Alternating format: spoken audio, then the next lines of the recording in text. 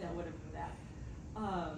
Kennedy has just been playing out of her mind, and I'm curious. We talked yesterday about the quickness of this turnaround.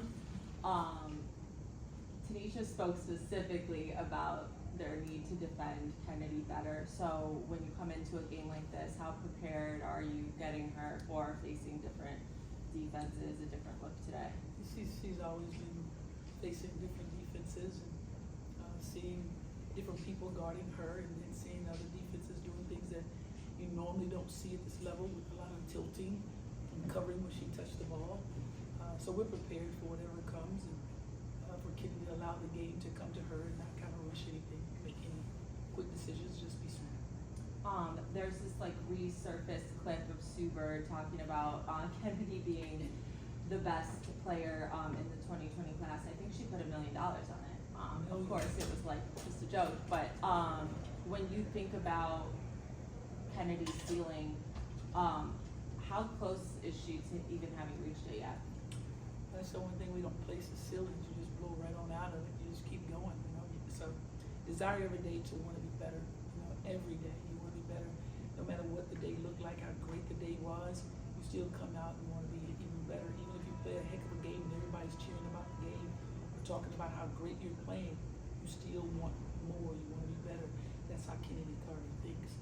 She wants to be better every single time she steps on the floor. So that's a huge positive for a young lady growing, getting that opportunity and taking full advantage of it. That first step that she has, it's so quick. Have you seen that level of speed, like compared to other players? Have you seen that level of speed in your first step from a player? I've played against quite a few quick steps before, but what you see in Kennedy is a very quick step, yet a controlled step. And she's very in control of her gears. And when you're in control of your gears and can lull a defense to sleep, you allow yourself to find those gaps and holes that she talks about, that she sees. She creates them by changing gears. The way that offensive identity at the start of the season, it was something that you knew was going to kind of come with time, but you wanted it to be transitional defense into offense. Now, you know, looking at the first half of the season, how would you now describe the offensive identity that your team has? We're getting there. We're getting there. Finally understanding what we have in that painted area, of being able to dominate the paint with our bigs. We want to be inside out. That's who we are. We want to play inside out, dominate the paint, and then allow our perimeter players to go to work. And it's working for us so far. So it's a huge step for us to understand it and then implement it every single night. How would you describe Camilla's progression? You know, I mean, she had a kind of rough start to the season, not the injury, and then kind of felt like she's been a month behind because of that injury. How would you how would you describe her progression? She hasn't played as many games as everybody else, right. You know, so she's getting her feet underneath her. She's getting the understanding that everybody else has as a rookie. She's starting to understand the level of play down there, what it looks like, the physicality of it all, and how you got to finish around that rim. Camilla's going to be fine. I'm telling you, she'll be known as one of the bigs that ever played this game. Simple.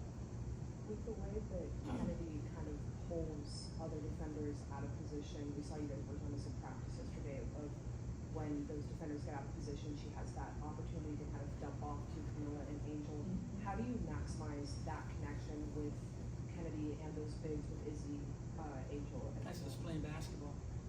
That's just creating and then finding what you create. And that's what she does. She gets her feet in the paint. When she gets her feet in the paint, great things happen. That's what we want her. That's where she's able to really cause problems. Is getting her feet in the paint. And that's about finding what you see. What's one thing you're proud of that you've seen this team do in the first half of the season? Come together. Come together. And when you come together, you know you're finally getting where you need to be. That's probably the most important thing. You know, we're going to get better offensively, we're going to get better defensively, but bringing it together was the most important thing to see. That chemistry. We'll go to Steven on Zoom. Steven, real quick. Good morning, Coach. Good morning. How are you? Thank you. Awesome. I just have one quick question for you. Looking at your offensive rebounding, you are on a per game basis are the best in the league.